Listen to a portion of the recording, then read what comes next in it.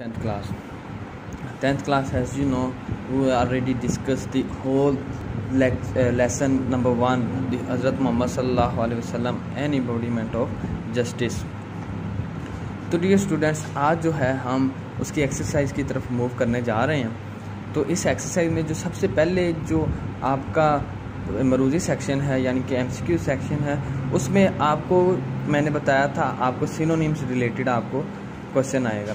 तो वो है ग्लोसरी पोर्शन। ठीक है, इसमें आपको वो वर्ड प्रोवाइड किए गए जो पॉसिबल हैं कि आपको मीन से 80% पॉसिबल है कि यहाँ से वो पुट करें पेपर में आपको सिनोनिम के लिए। तो आपने इनको गौर से सुनना है, मैं इनके साथ साथ आपको जो है मीनिंग भी बता रहा हूँ। ठीक है, आपने मीनिंग जब आपने नोटबुक पे नोट करना है, देन आपने उस वर्ड का मीनिंग भी लिखना है और फिर उसका आपने सिनोनिम भी लिखना है। ठीक है, मैं आपको साथ साथ इसकी डिटेल बताता जाता हूँ, आपने गौर से सुनना है। तो आज हम करने जा रहे हैं ग्लोसरी। सबसे पहला वर्ड है इंसेस्टर। इंसेस्टर कहते हैं बच्चों जो अबाउजदाद, जो हमारे दादा परदादा जो पीछे से हमारी नस्ल होती है ना, उनको अबाउजदाद कहते हैं। इसका जो उसने लिखा हुआ है सिनोनिम वो है distant relation somebody is descendant from, यानी कि वो डिस्टेंस रिलेशन जिससे इंसान का पीछे से नस्ल चल रही है। ठीक है, फिर है डेस्टिट्यूट। डेस्टिट्यूट कहते हैं मुफलस, हालात से तंग हारा हुआ शख्स।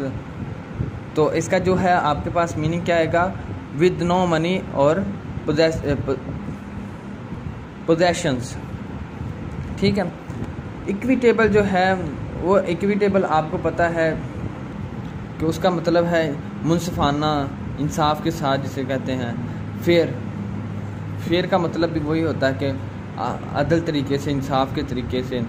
फ़िम जो होते हैं, फ़िम को कहते हैं जो पुख्ता जो चीज़ होती है, डेफिनेट जो चीज़ होती है, जो ऐसी चीज़ जो कि मीन से होनी ही होनी।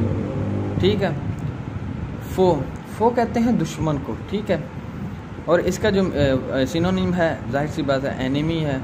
ठीक है, और या फिर अगर उसको प्रोलॉन्ग करें तो एनिमी इन बैटल और वार।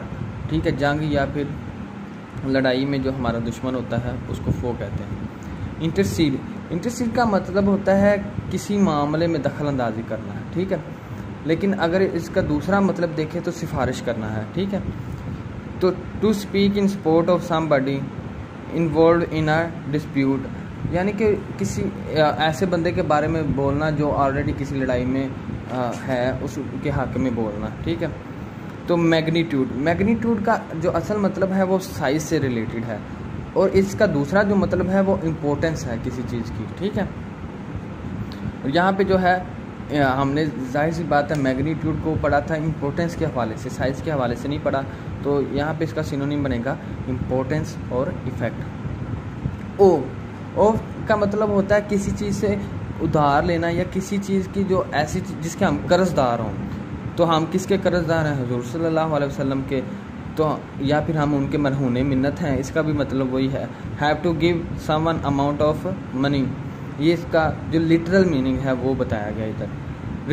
रिवेंज का आपको बड़े अच्छी तरह से पता है कि बदला होता है। ठीक है, इसका अगर उन्होंने लिटरल मीनिंग जो लिखा वो है something that you do to hurt और punish someone because they have hurt you, बदले में आप किसी को तकलीफ़ पहुंचाएं क्योंकि उसने आपको तकलीफ़ पहुंचाई थी। सीख का मतलब होता है सीखना। ठीक है, टू गेट हासिल करना। ठीक है, तो ये है आपकी ग्लोसरी पोर्शन। ये इम्पोर्टेंट है, आपने इस चीज़ को लाजमी माइंड में रखना है, और जब आपने मुझे होमवर्क सेंड करना है उसमें आपने इसके मीनिंग भी लिखने हैं। ठीक है, तो आपको किसी किस्म की डिफ़िकल्टी हो लाजमी पूछिएगा। अल्लाह हाफिज़ व नासिर।